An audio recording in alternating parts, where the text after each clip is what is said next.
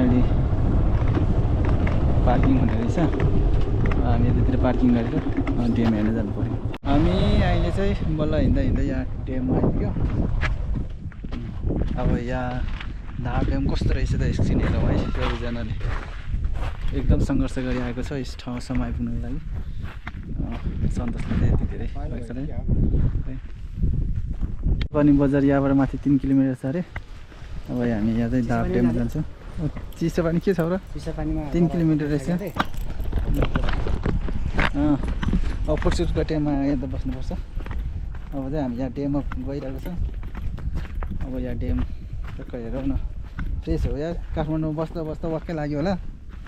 अब यता आउँदाखेरि हो धाप ड्याममा आइपुग्यो। यो ड्याम चाहिँ एकदम ठुलो रहेछ। अब यसको वरिपरि एक राउन्ड चाहिँ एकदम रमाइलो छ। काठमाडौँदेखि अब 22-23 किलोमिटर रहेछ बौद्धदेखि। एकदम यो बाटो चाहिँ नराम्रो भएको कारण यहाँसम्म आइपुग्न चाहिँ एकदम गाह्रो भयो।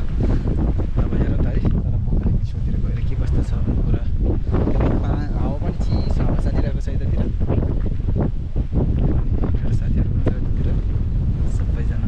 सुन्दर रिजालभन्दा माथि हामी चाहिँ अहिले धाप ड्याममा आएको छ। यो चाहिँ ड्याम एकदम ठुलो रहेछ। घुम्नको लागि भनेर आएको। आजको दिन एकदम रमाइलो पनि भइरहेको छ।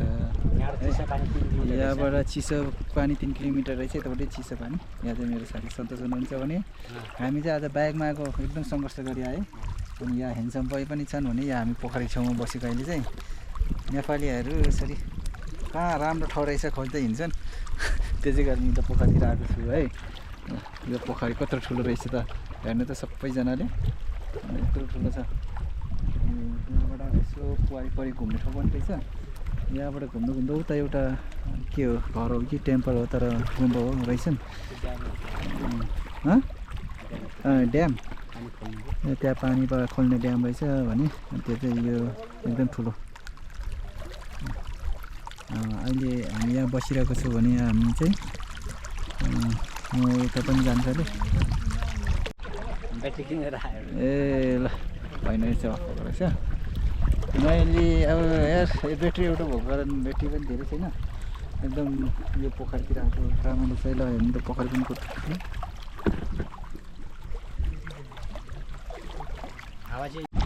भिडियो खिच्न नपाउँदै यो ठाउँमा है धाप पोखरीमा ब्याट्री पनि गइसक्यो। के गर्नु एकदम रमाइलो गरेर भिडियो खिचेर हाल्न मन थियो नि। अब कतिसम्म भ्याउँछ हेरौँ। अलिकति त अहिले यसले दिइरहेको छ, खिच्न पाइरहेको छु, खिच्न सकिरहेको छ भने यो ड्याम आएर सब्सक्राइब गरिदिनु।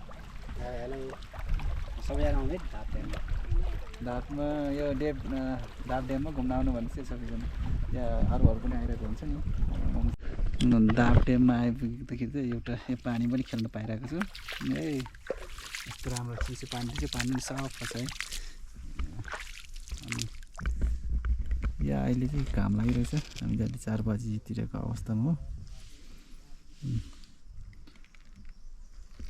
एकदम रमाइलो भयो। जङ्गलको बाटो हिँड्दै हामी यहाँ आइपुग्यो। सबैजनाले भिडियो हेरिदिनु होला है।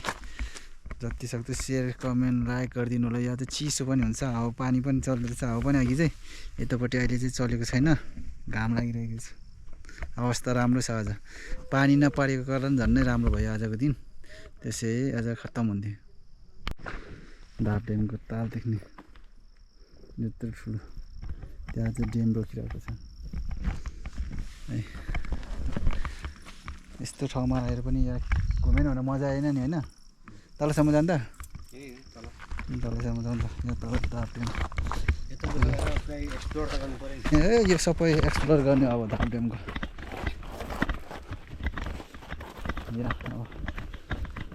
यत्रो पोखरीको छेउमा आएपछि पछि त यो सबै एक्सप्लोर गर्नु पर्यो नि। एउटा लामा आएको थियो टिकट काट्दै थियो त्यहाँ यो ड्याम यताबाट यस्तो देखिन्छ है। कुना आइपुग्यो। अनि यहाँ कुनाबाट आएको यो धाप ड्याममै छौँ हामी। त्यो खानेकुरो हो कि के हो कि।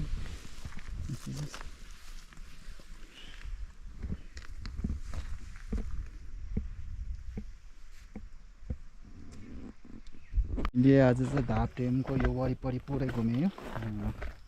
उताको दृश्यहरू यहाँको दृश्य के फरक छ भने यहाँबाट चाहिँ डाइरेक्ट उताको ड्यामको त्यो पनि देख्न सकिन्छ अलि नजिकबाट।